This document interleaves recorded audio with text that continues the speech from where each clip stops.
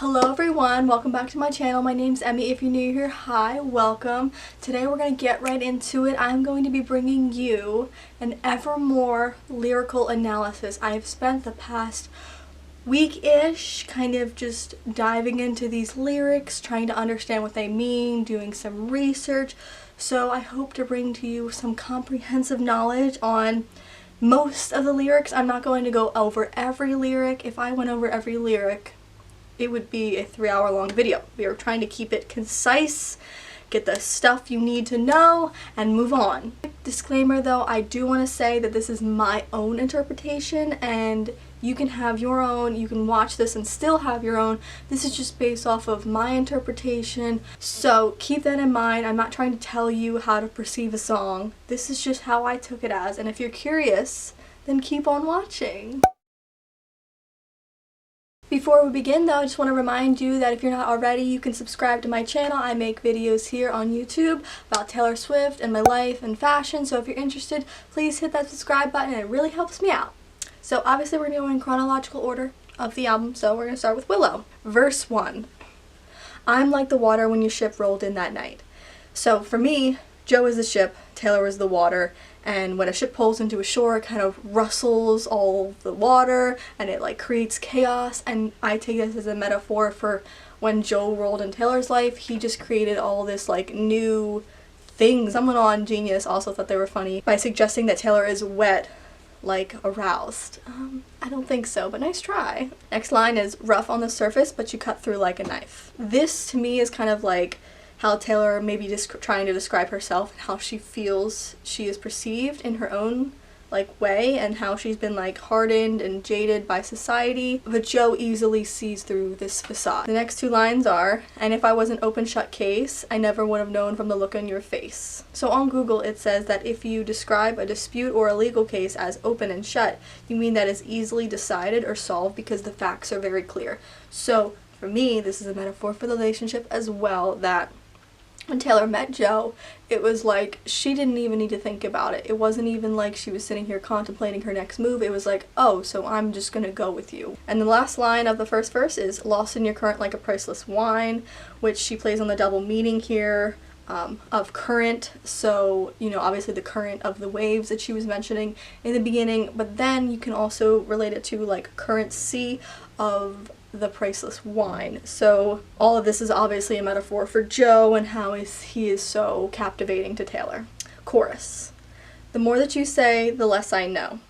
So the more he says, the more it makes her more lost inside her own mind and trying to figure him out. He's so enthralling. You're so in love with their mind that, you know, you need to get more and more information about them, and the more you like learn, the more like you're dumbstruck. The next line is wherever you stray I'll follow, which reminds us all of the line of From Lover where she says can I go where you go, and that song is about Joe just like this one is believed to be, so it fits up really nice. And then the last line of the chorus is wreck my plans, that's my man. Some have also made the connection that the wreck my plans is connected to that cancel my plans just in case he called from August, but as we know, August is about Augustine and James and the trilogy, and this is appeared to be about Joe. So while the exact lyrics aren't like connected, Taylor still loves to do that connection of lyrics and the continuity across her discography. The second verse is life was a willow and it bent right to your wind.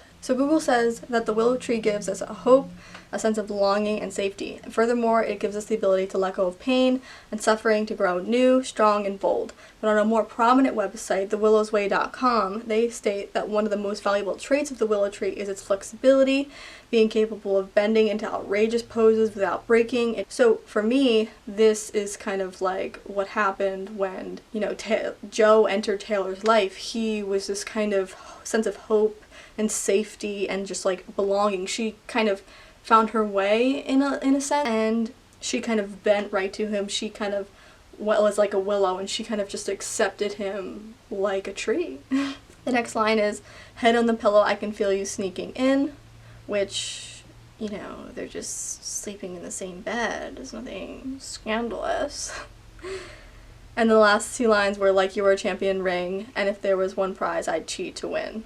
Again, pretty self-explanatory. She do anything for her mans. She realizes there's something worth fighting for. And in the bridge, she sings, "They count me out time and time again," which, honestly, I felt this as a fan, that, like, people like to just discount her as an artist, like, all the time. And then, along with that line, she says, "But I come back stronger than a 90s trend."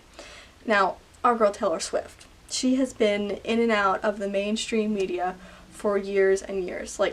Like this. 2016 happened and we were downhill again with Kanye. Like, it was just like this, and now we're up again with Folklore. In the third verse, she says, "Wait for the signal and I'll meet you after dark." But related to their relationship, because I know in the beginning that they were very secretive. "Show me the places where the other gave you scars." Another nod to a song where it was "Cardigan, you drew stars around my scars." And then the last line of the third verse, she says, "Every bait and switch was a work of art." Google says that bait and switch is a form of fraud used in retail sales. First, the customers are baited by the merchant's advertising products or services at a low price. They get to the store, they either discontinue this item, they're no longer available, but they have this alternate option for you at a higher price, which is every bait and switch is a work of art, is her saying every get love quick scheme that she said in her getaway car intro at the rep tour was just the fate drawing her.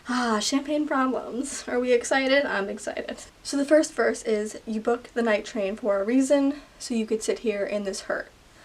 I picture this person, he's on this train, he's extremely sad, and he's just kind of wallowing. So the last lines of the first verse are, "Bustling crowds or silent sleepers, you're not sure which is worse." There's two options for him. Would you rather have your thoughts drowned out by the bustle of people all around, but on the same coin, you can see relationships, people having fun, and it kind of feels like you're missing out? Or would you like to have this silent car, leaves you in peace to not see these things happening around you, but it leaves you sit there to think about nothing else besides the thoughts in your head? Because I dropped your hand while dancing, left you out there standing, crestfallen on the landing, champagne problems. Such a visual and metaphor for their relationship. I think, we can picture her, dropping his hand while dancing, but I think it's a good way to wrap up the whole story. You expected them to be there for you, and they just weren't. Crestfallen means sad and disappointed, so again, sad boy hours.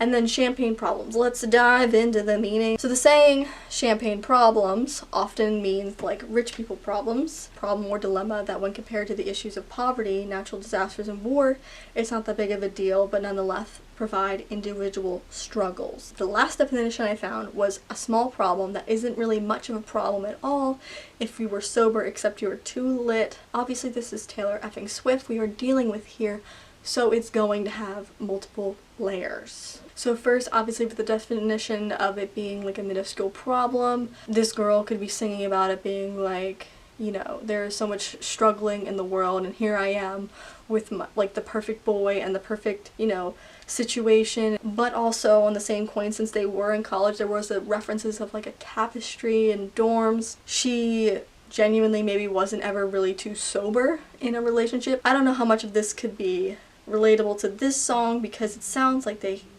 did spend some time together for the fact that he's proposing. So the next couple lines of the chorus are, "Your mama's ring in your pocket, my picture in your wallet." And so this is the first kind of idea where oh my god, what's going on? Ring. The second verse, she says, "You told your family for a reason, you couldn't keep it in. Your sister splashed out on the bottle, now no one's celebrating." So his family was so excited, as was he, and this is helping to kind of build up what's going to happen next. It's kind of intriguing our interest, and now she says, "Now no one's celebrating," which then we're oh shit, this isn't going well. In the next chorus, she says, "Dom Perignon, you brought it." And Dom Perignon is a brand of vintage champagne significant to Taylor's discography because it is the same champagne that Rebecca Harkness drank and cleaned out her pool with in the last great American dynasty. Then she says, "You had a speech, you're speechless, love slipped beyond your reaches." He had all these things to say to her, and she literally left him speechless. And then she says, "I couldn't give you a reason." So this is a common feeling throughout, that she just doesn't know why that she couldn't say yes. The feeling's just not there, and you can't make someone fall in love with you. Then in the bridge, she says, "Your Midas touch on the Chevy door." Midas, in Greek mythology, refers to the king Midas, that when he touches something, everything turns to gold, which was actually a curse. So this could be a metaphor for how his touch saved her when she was in a dark place.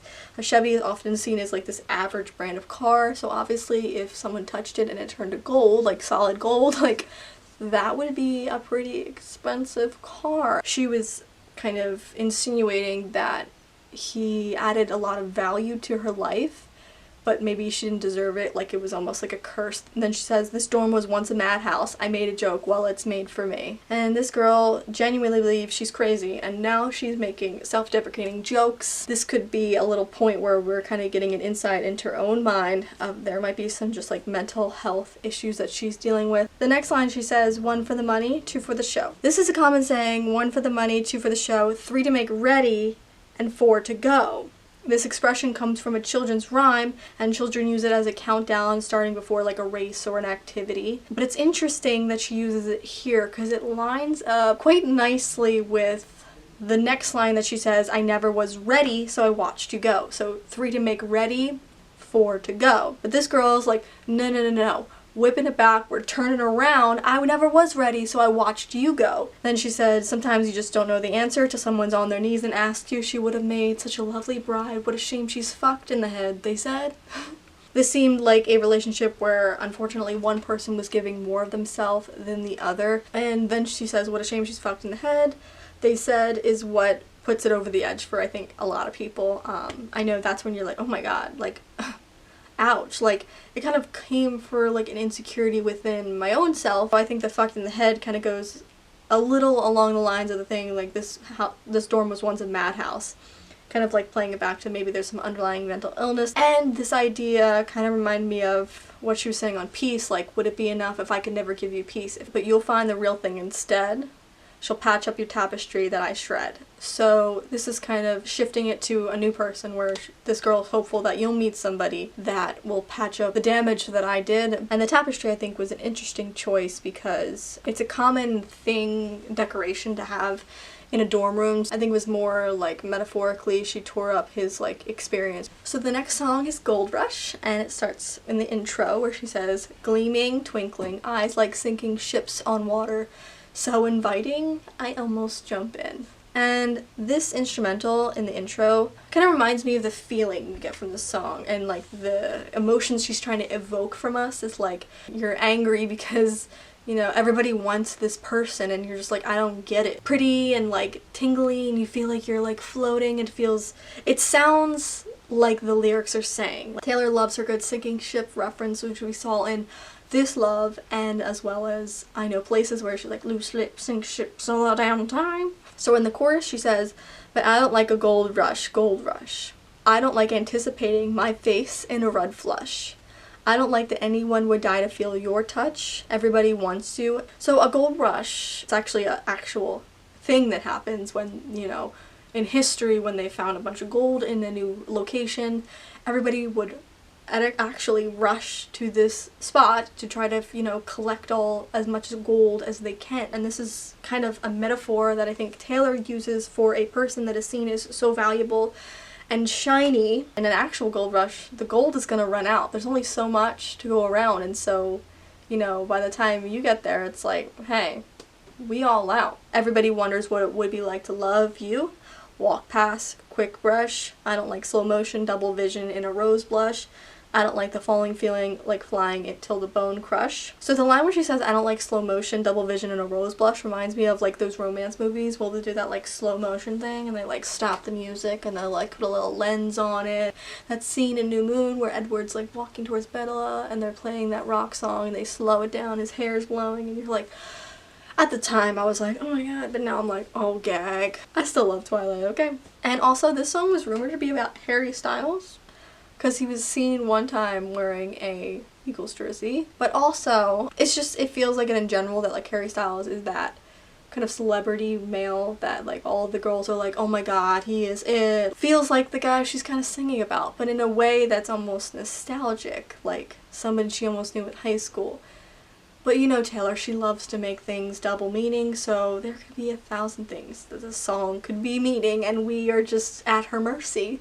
So in the first verse, this is where we change the sound again, which I love. What must it be like to grow up that beautiful, with your hair falling into place like dominoes? It's wondering what it must be like to be this perfect person and have everybody kind of chasing after you. And then she says, I see me padding across your wooden floors with my Eagles t-shirt hanging on the door. So this has been a huge debate. Not a huge debate, but in my head it was a debate because I'm like, no, it's about the Philadelphia Eagles. Like, she's from the Philly area, okay? But the same coin, it can be about the band, the Eagles, in your head if you want it to be. Like, I'm not trying to stop you. If you have a connection with the Eagles band, you do that. But honestly, like, these albums have been so nostalgic, I can't see how it's not. As we've seen in 7, where she mentioned Pennsylvania. She says, I see me padding across your wooden floors. The first time she kind of brings herself into the narrative. Now she's picturing her, she's daydreaming about him. And then the second verse, she kind of changes it up by saying, my mind turns your life into folklore. I can't dare to dream about you anymore. So folklore is like the stories passed down, as we have seen, and it doesn't feel as tangible, making it even more mystical. And she's proclaiming that she doesn't want this person, but she keeps finding herself dreaming about him. This reminds me of like those teen romance books and movies where everybody wants this one guy and this one girl doesn't want him. She's not about it. But for some reason, she's the one he chooses. And then the refrain, she says, at dinner parties I won't call you out on your contrarian shit. I just want to bring attention to this lyric that this is so fun to say. The visual, I love it. It's empowering. And that's all I have for Gold Rush. Now we have 'Tis the Damn Season. First verse, she says, if I wanted to know who you were hanging with while I was gone, I would have asked you. The sass in that, just like I feel it. I feel it. She doesn't sing it sassy, but the words are just sassy. So it seems as though this boy is looking for an excuse to talk to her. She is like, okay, like, and who asked? He's trying to make her also maybe jealous by like saying like, oh, I was hanging out with like these girls or these boys. And she says, it's the kind of cold, fogs up windshield glass, but I felt it when I passed you. This kind of makes me feel like almost he's a cold-hearted person a little bit. But then she says, there's an ache in you, put there by the ache in me. Which almost makes me almost retract that idea. He's a cold because he is cold, but maybe because of something that she had done in the past. Because there's an ache in you, put there by the ache in me. So I'm hurting you because I'm hurting and I'm bringing this mess into your life. And so like maybe before, like when she passed him, he's giving all this cold energy because she is the one that kind of messed it up. But then she says, but if it's all the same to you, it's the same to me. So that, again, that kind of makes me feel like she was the one in the wrong there. We're a mess. If that's the same to you at the end of the day, same here. Let's just do it. So in the chorus, she says, so we could call it even. You could call me babe for the weekend. 'Tis the damn season. Write this down. So this kind of gives off the feeling like this is going to be temporary. They both know it's, hey, the holiday season, and I need someone to keep me warm. I know you hurt me in the past, but it's hashtag cuffing season. Then she says, I'm staying at my parents' house, which kind of paints the picture that she's moved out at this point. So now they're like maybe in different stages of their life, and they may have known each other before and they've come home for the holidays. And then she says, and the road not taken looks real good now. She loves to play on a common phrase and change them a bit. This is a famous poem by Robert Frost where he says, two roads diverged in a wood and I took the one less traveled by, and that made all the difference. And so she's kind of connecting it to that and saying, you know, I took this beaten path. And then in the second verse she says, the holidays linger like bad perfume, you can run but only so far. So sometimes the holidays aren't always a good time for people and the nicest for people, so going home can bring up some kind of like ill memories. Maybe this happened before. And then she says in the next line, I escaped it too, remember how you watched me leave. The girl obviously moved, but when she says I escaped it too, it's saying that he moved away as well.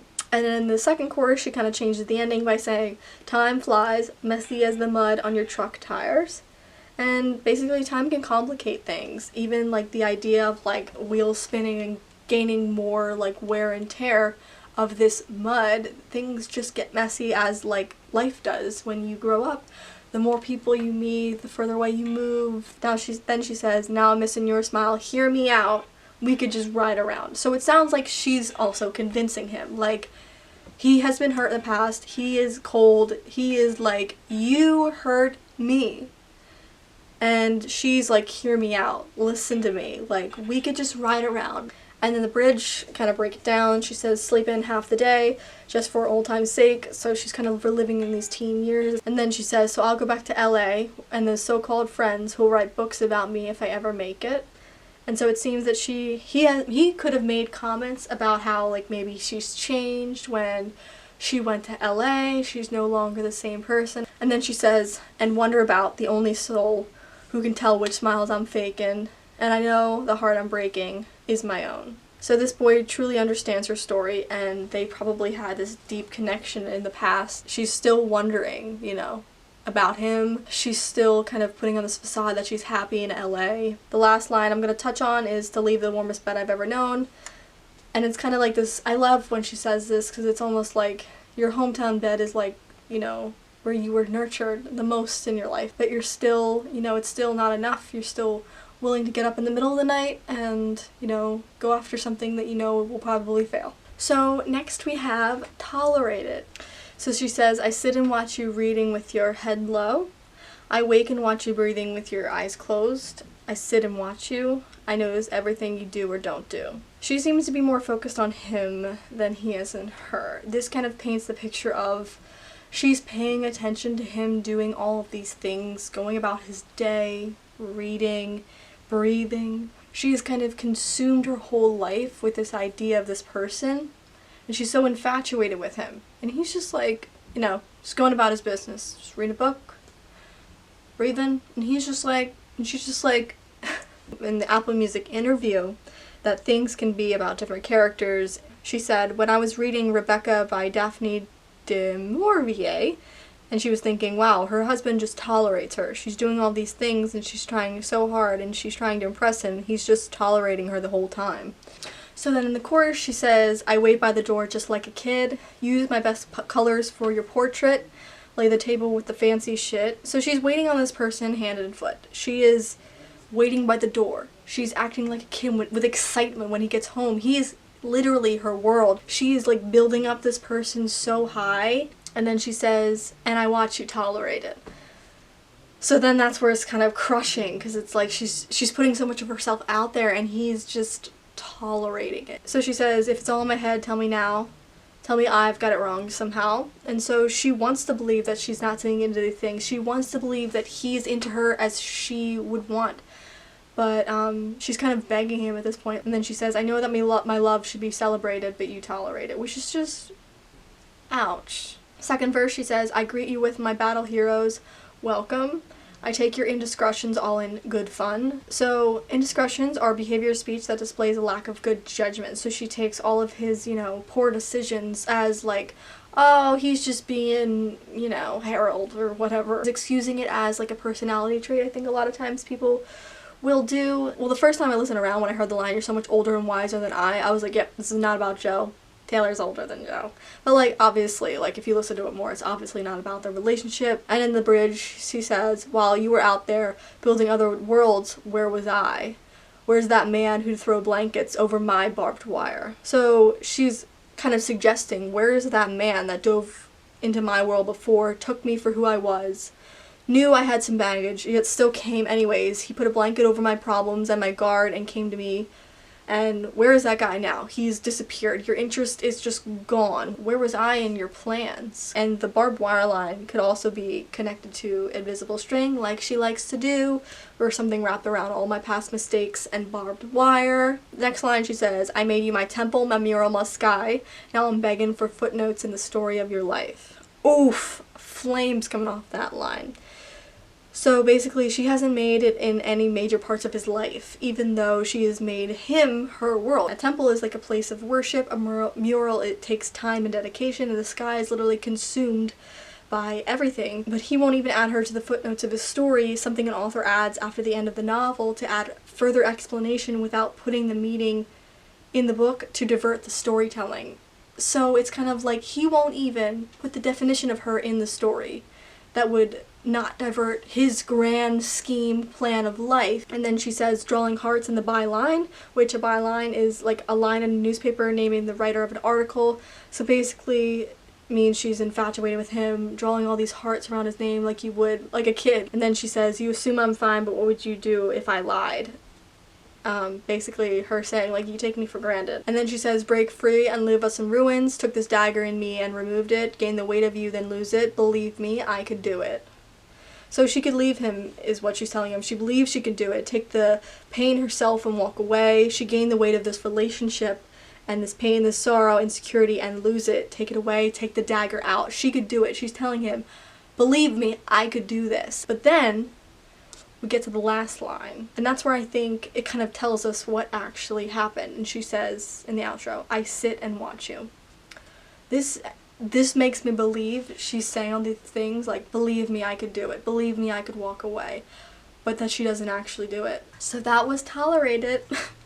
Next we're going to do No Body, No Crime featuring HAIM. So the first verse is, Estes, a friend of mine, we meet up every Tuesday night for a dinner and a glass of wine. So Taylor's kind of just singing about this friend Estes, kind of building this relationship. They get together every week, they gossip. So now the next line is, Estes has been losing sleep, her husband's acting different, and it smells like infidelity. So infidelity means he's a cheating rat, it smells like infidelity. The next line is, she says, that ain't my Merlot in his mouth, that ain't my jewelry on our joint account.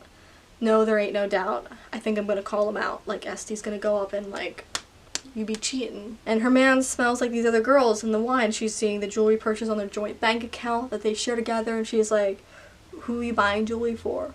It ain't me. Merlot is also obviously a wine, but it's also a famous color lipstick, which could mean that he has actual lipstick stains on his mouth.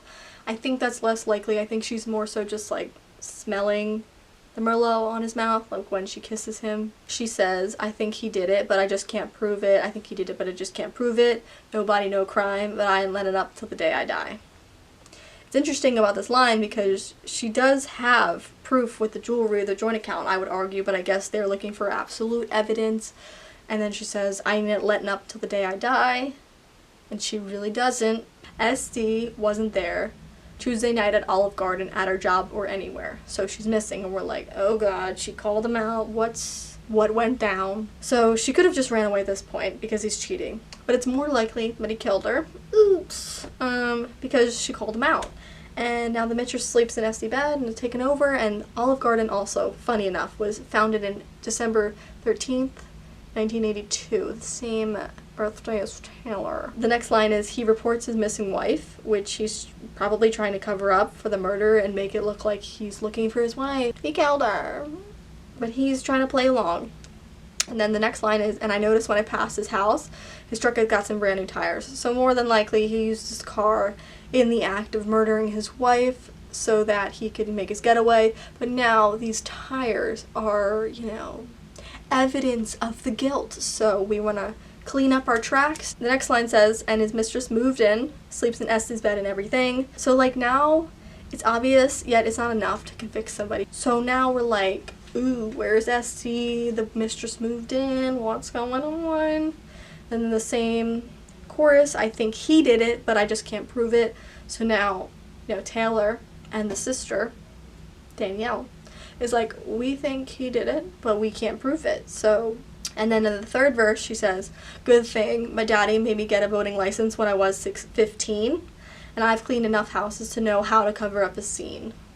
So it seems like she's referring that she will be drowning the husband in some kind of body of water. The cleaning houses will refer to her ability to clean up the tracks well and make everything look spotless. And then she says, good thing Estes' sister's gonna swear she was with me. She was with me, dude! Because that's gonna be their, like, you know, alibi. And then the last line of the third verse, she says, good thing his mistress took out a big life insurance policy. So Genius is a great place because I don't watch crime podcasts, and they had some great insights into this. Basically, life insurance is a contract between an insurance policyholder and an insurer or assurer, where the insurer promises to pay the designated beneficiary a sum of money in exchange for a premium upon the death of an insured person. So taking out a life insurance policy shortly before someone is murdered draws suspicion and makes it look weird, sketchy. It's a strong motive for murder, especially if there's a big life insurance policy and this person had a lot of money.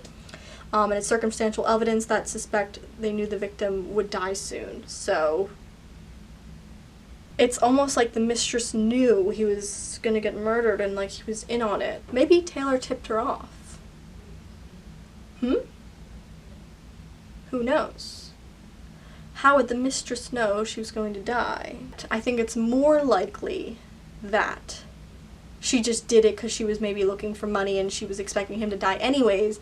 And now it's a good thing that Taylor has now, because now it looks like that mistress is guilty, because who would do that so soon into a relationship? And in the next chorus she says they think she did it, the mistress, but they just can't prove it. She thinks I did it, but she just can't prove it. So the public thinks that the mistress did it, and the mistress thinks Taylor did it, but nobody can prove it. And then, so now it looks very good for Taylor because, you know, that mistress looks so guilty. Next we have happiness. First verse goes, honey, when I'm above the trees, I see this for what it is. But now I'm right down in it, all the years I've given. It's just shit we're dividing up. She looks at the situation from afar. It can become more clear and less clouded with her emotions that she originally had attached with it. Right now she's too wrapped up in everything, since this is a huge part of herself, but she's right down in it. And then she says, is just the shit we're dividing up. Could literally mean all the things you decide who gets and who doesn't. When you separate from somebody, you divorce somebody, like who gets the refrigerator, who gets the house, who gets this, that. Like it could be literally that. I've also seen a theory that this whole entire song is about Daisy Buchanan and Jay Gatsby, about their relationship, and how the term divide can kind of stem from the idea of, you know, the divide in social and economic status. My initial thoughts after hearing this song, and then I heard that it was about like a friendship from the Apple Music interview, was that it could be about Lena Dunham and Jack Antonoff, since he is so heavily tied. Could be writing a song about them, but I did do some research that they were together for 5 years, and the line at the end where she was like 7 years in heaven, I don't know if that's referring to the time in the relationship, but it doesn't match up with the 5 years that it appears that they were together. The last two lines of the first verse, she says, and in this disbelief, I can't face reinvention, I haven't met the new me yet. She's basically like, I don't know how I'm going to move on from this separation from a person that I had once tied every single bit of myself to. In the chorus she says, there'll be happiness after you,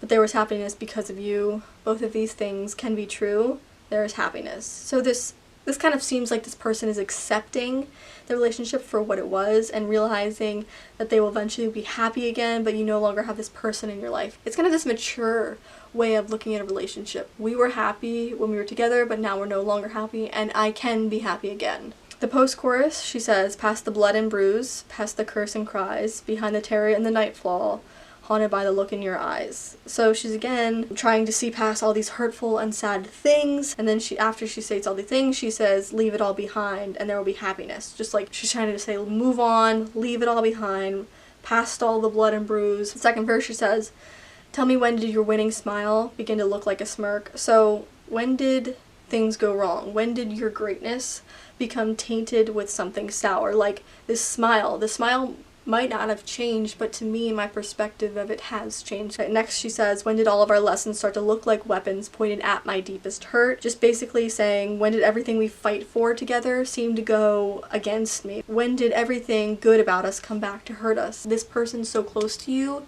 knows exactly the ways in which they can hurt you because they were so close to you. In the second verse she says, I hope she'll be a beautiful fool who takes my spot next to you. No, I didn't mean that. Sorry, I can't see facts. So she's feeling this anger in the moment, and she wishes that the next person you'll be with will be a fool and doesn't really realize everything the narrator knows now. Also, I found an article by Nikki Swift who actually made a connection to The Great Gatsby because of the line Daisy says, I hope she'll be a fool.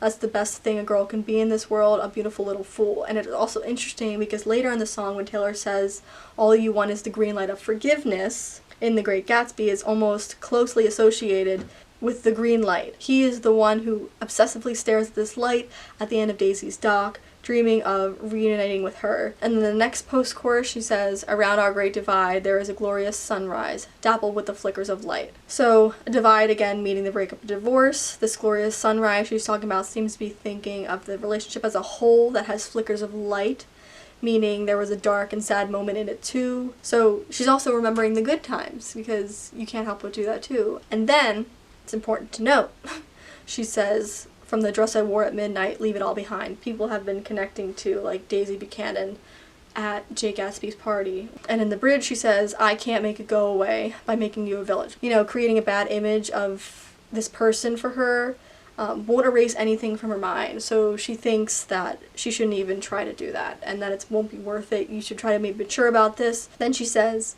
I guess it's the price I paid for 7 years in heaven. This could be a nod to, like, 7 minutes in heaven, but I think this just may be Taylor playing on words again, and she wanted to get her message across like they had 7 glorious years. And she says, and I pulled your body into mine every goddamn night, now I get fake niceties. Niceties mean, like, a minor aspect of polite social behavior, and he's just, like, faking these, like, things of, like, being nice and being the good guy, and she's just like, you're doing this for, like, an image, and you're not doing it actually because you care about me. And then the last part, she says, no one teaches you what to do when a good man hurts you, and you know you hurt him too. So again, the maturity that we've seen throughout the song is here again. Not everything is going to be 100% one person's fault. And in the third verse she says, but now my eyes leak acid rain on the pillow where you used to lay your head. Basically, acid rain is rainfall made sufficiently acidic by atmospheric pollution that it causes environmental harm. She had been in such a toxic relationship, and, you know, for so long with it going unrecognized. Now it's like this image of her, like, you know, leaking this acid rain that her environment caused her, draining on the pillow of where he used to lay his head, is so brilliant, Taylor Swift, okay? And then she says, you haven't met the new me yet, and I think she'll give you that. Now this new me that you haven't met yet, Taylor is referring to the new her that is willing to forgive the person, and she thinks will be able to give you that now. Like, this new person, this new and improved, mature person will be able to forgive you, and you haven't met her yet though. The winter is just very temperamental, so I will be filming the rest of this with this lighting. I hope that's okay. Anyways, let's just keep on moving right along. You guys are here for the lyrics anyways. Next song is Dorothea. Goes, hey Dorothea, do you ever stop and think about me? Now this song seems to be from the perspective of a person Dorothea knew in high school, knew when she was younger at least, and now Dorothea has moved on to bigger and better things. Yet this person still seems to think of them often. Then you have honey making a lark of the misery. You got shiny friends since you left town. A tiny screen's the only place I see you now. And I got nothing but well wishes for you. So making a lark is British slang for having fun, like fooling around. So Dorothea is trying to make the best of, you know, the pain that she's in, maybe like the hard time. The shiny friend lyric could be a connection to 'Tis the Damn Season, and some speculated that 'Tis the Damn Season is from Dorothea's perspective. Taylor did confirm that Dorothea did go to the same school, or she at least imagines that she went to the same school that Betty and James did. And the tiny screen lyric could mean they did go to LA, so it could either be that this person actually did make it and they are like living the dream, and this person is watching them through like the tiny screen of in like a movie or music. It could also just mean that this person has moved to a new city and they are watching them through like Instagram, going about their life. And then the pre-chorus she says, oh, this place is the same as it ever was. Oh, but you won't like it that way. So this kind of gives me 'Tis the Damn Season vibes again, like you escaped it too, remember how I watched you leave. And it's kind of funny how he says, this place is the same as it ever was, but you won't like it that way. Like they, or she at least, kind of longed for this change. And in the chorus she sings, it's never too late to come back to my side, the stars in your eyes shine brighter than Tupelo. Which Tupelo is the 6th most populous city in Mississippi, which is probably where all of the, you know, situation with Betty, James, and Augustine happened, which is so fun to know now. I wonder what beach they would have went to if they would have lived there. I didn't actually look it up on a map. Tupelo is like pretty north in Mississippi, you know, the Gulf of Mexico. So they could be going to the beach down there, maybe Gulfport, or by Loxie or Pascagoula. I want to say Pascagoula is where they would probably go. James and Augustine, that's probably where they hang out, okay? I'm saying it now, Pascagoula. And then she says, and if you're ever tired of being known for who you know that you'll always know me, Dorothea. I took this confusing compilation of words as, if you're ever tired of living in your world of big names and important people, you could always come back home and be pretty much a nobody and get away with it. And you know, which kind of makes me think that she did make it and that she is a big name. Because then in the post-chorus, she says, ooh, you're a queen selling dreams, selling makeup and magazines. And if this person didn't make it, it would be weird of them to say that if they were trying to. And so a lot of people have connected this song to Selena Gomez because she came out with her Rare Beauty line, and you know, and she's on like covers of magazines and such, so it could be a possibility, although that's not initially what I thought. And then after that line about selling magazines, they say, ooh, from you I'd buy anything, which is interesting. It's kind of like a more admirable point of view than 'Tis the Damn Season was, which kind of makes me feel like they aren't as connected as we might think. In the second verse, she says, and damn Dorothea, they all want to be ya,